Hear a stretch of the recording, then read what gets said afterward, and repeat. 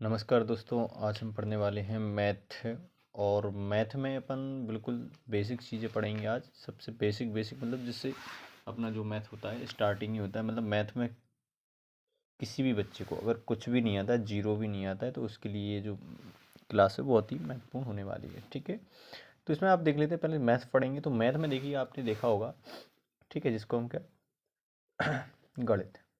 ठीक है, तो गणित में हम देखने वाले हैं, गणित में मैथ में हम देखेंगे कि सबसे पहले मैथ में जो बेसिक कंसेप्ट होते हैं और बेसिक जो चीज़ें होती हैं वो हमें क्या आना बिल्कुल बहुत ही ज़रूरी है, जो मतलब कभी भी हमें याद होनी चाहिए, हमेशा के लिए। ठीक है, कभी भी कोई भी पूछ ले तो ये हमें हमेशा के लिए याद होनी चाहिए। तो सबसे पहले आपने मैथ में ये देखा होगा कि मैथ में सबसे पहले आता है अंक। जैसा कि आपने देखा होगा अंक। ठीक है, अंक जानते हैं आप लोग। ठीक है, तो अंक क्या होते हैं? अंक आप लोग जानते होंगे आराम से। अंक मतलब एक से स्टार्ट, एक है, ठीक है, दो है, जीरो है आपका, ठीक है, जीरो से स्टार्ट, जीरो, एक, दो, तीन, डॉट डॉट करके, मतलब ऐसे ये क्या होते हैं अपने 9 तक क्या होते हैं, ये कहाँ तक होते हैं? 9 तक होते हैं अंक।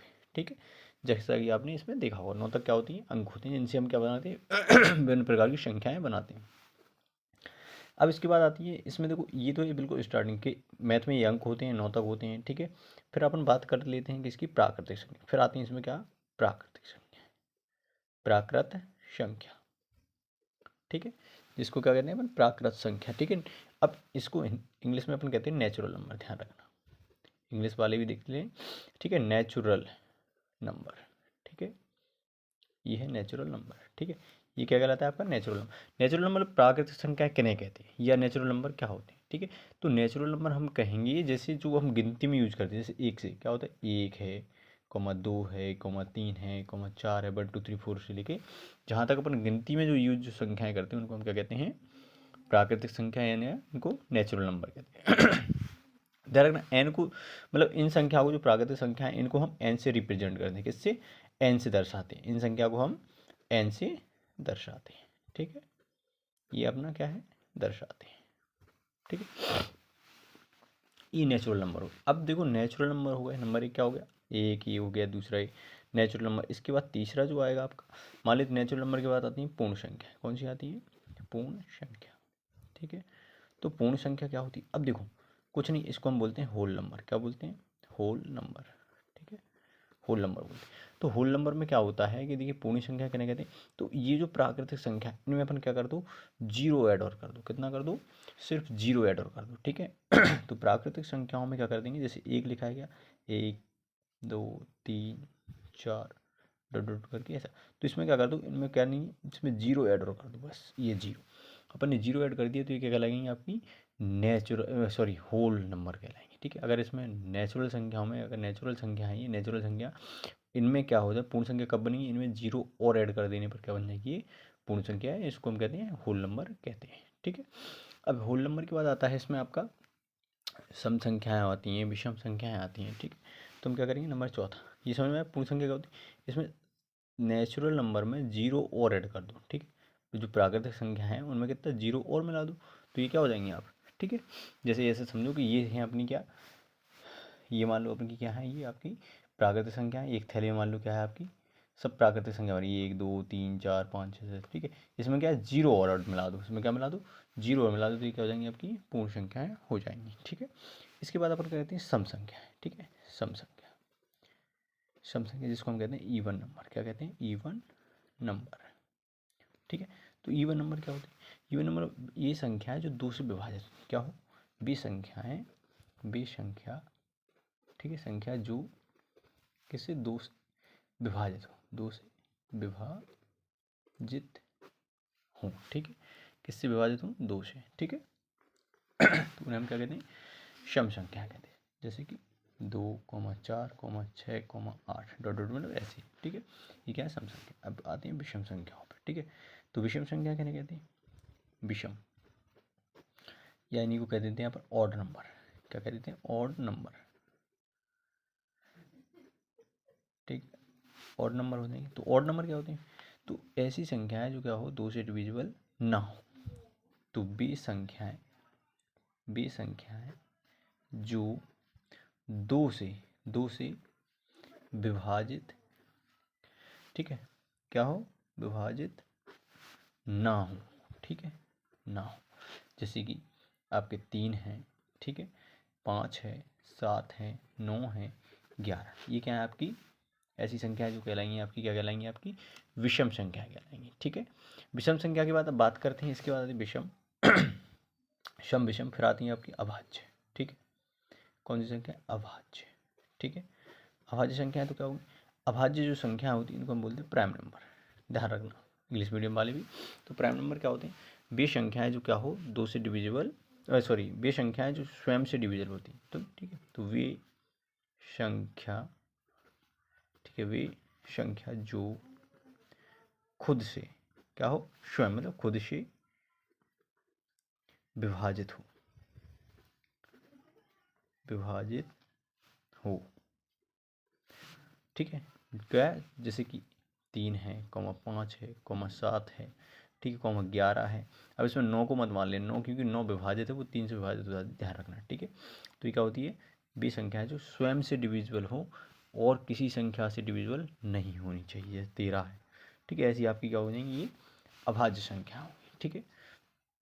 इसके बाद भाज्य संख्या आती है। भाज्य संख्या मतलब जो स्वयं अपने के अलावा किसी और से डिविजिबल हो, उनको क्या कहते हैं?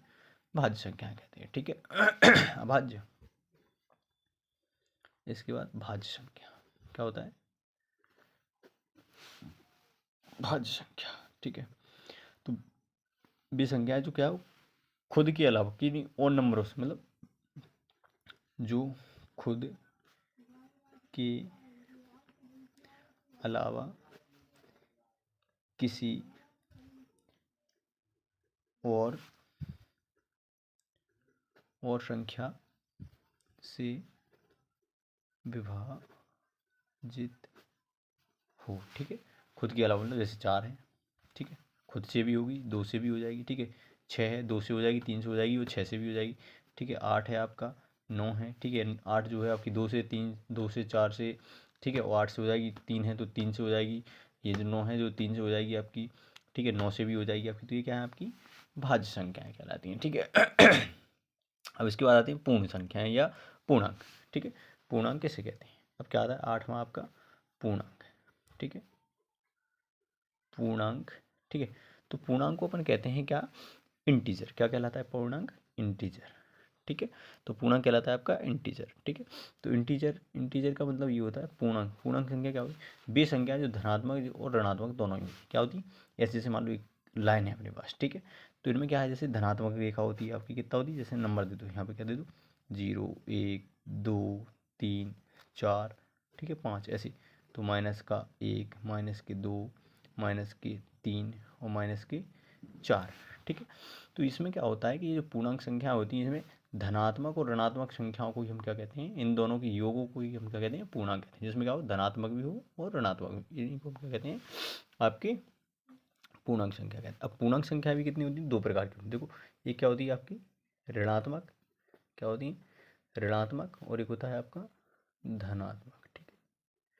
ये धनात्मक, ठीक है, ये क्या है धन वाली जो होंगी आपकी प्लस वाली होंगी, ये कहलाएंगी धनात्मक पूर्णांक, ठीक है। ये क्या होता है धनात्मक पूर्णांक, और ये जो कहलाएंगे आपके ऋणात्मक पूर्णांक। ध्यान रखना ये 2 प्रकार की होती है। पूर्णांक जो होती है वो धनात्मक पूर्णांक और ऋणात्मक पूर्णांक होती है। इन दोनों के योग को ही मिलाकर हम क्या कहते हैं? इनको पूर्णांक कहते हैं, ठीक है। इसके इसके बाद आपकी सहभाज्य संख्या आती हैं, परिमेय संख्याएं भी आती हैं, ठीक है। तो परिमेय संख्या आप लोग जानते हैं, सभी लोग जानते होंगे। परिमेय संख्या वे संख्याएं होती हैं जो क्या होती हैं? जिनको हम बटे के रूप में लिख सकते हैं, ठीक है, या P/Q के फॉर्म में इसको अपन लिख सकते हैं। उनको हम क्या कहते हैं? पूर्णांक संख्याएं कहते हैं, ठीक है। तो ये थोड़ा सा क्या था, पूर्णांक संख्या अपरिमेय संख्याएं भी होती हैं इसमें, ठीक है। अपरिमेय संख्या होती है जिनको हम बटे के रूप में नहीं लिख सकते हैं, ठीक है। तो ये था आपका थोड़ा सा बेसिक मैथ का स्टार्टिंग था। जिन लोगों को कुछ भी नहीं आता मैथ में कि कहाँ से शुरू करें समझ में नहीं आता, तो ये चीज़ें आप पहले याद कर लो कि अंक क्या होते हैं, प्राकृतिक संख्याएं क्या होती हैं, पूर्ण संख्याएं क्या हैं, ठीक है, सम संख्याएं क्या होती हैं, विषम संख्याएं क्या होती हैं, ठीक है, अभाज्य संख्याएं क्या होती हैं, भाज्य संख्याएं क्या होती हैं, पूर्णांक क्या होती हैं, ठीक है, इनके प्रकार। ये था क्या है थोड़ा नंबर सिस्टम का टॉपिक है, तो ये थोड़ा उसका बेसिक है कि नंबर सिस्टम, ठीक है। तो मैथ में एक टॉपिक आता है नंबर सिस्टम, ठीक है, तो उसका ये टॉपिक है नंबर एंड नंबर सिस्टम, ठीक है। जैसे अपन लिख सकते हैं नंबर एंड नंबर सिस्टम, ठीक है, नंबर सिस्टम, ठीक है। ये नंबर या नंबर सिस्टम या अपन कह सकते हैं संख्या और संख्या पद्धति। ठीक है, तो नंबर है नंबर सिस्टम या अपन संख्या पद्धति इसको अपन कह सकते हैं। तो ये था थोड़ा सा बेसिक कॉन्सेप्ट। तो अपन इसमें भी अभी बहुत आगे जाना है, अपन को इसके फॉर्मूले भी देखना है। ठीक है, सबसे बड़ी संख्या कैसे बनाएंगे, सबसे छोटी संख्या कैसे बनाएंगे। ठीक है, और आपका इसमें फिर आएंगे कि इसमें प्राकृतिक संख्या n प्राकृतिक संख्याओं का योग ज्ञात कीजिए, या फिर आप कहेंगे विषम संख्याओं का योग या उनके वर्गों का योग। ठीक है, तो अपन इनमें क्या होंगे अब आगे वाली क्लास में इनका थोड़ा और इसमें फॉर्मूले वगैरह इनको देखेंगे। ठीक है, धन्यवाद।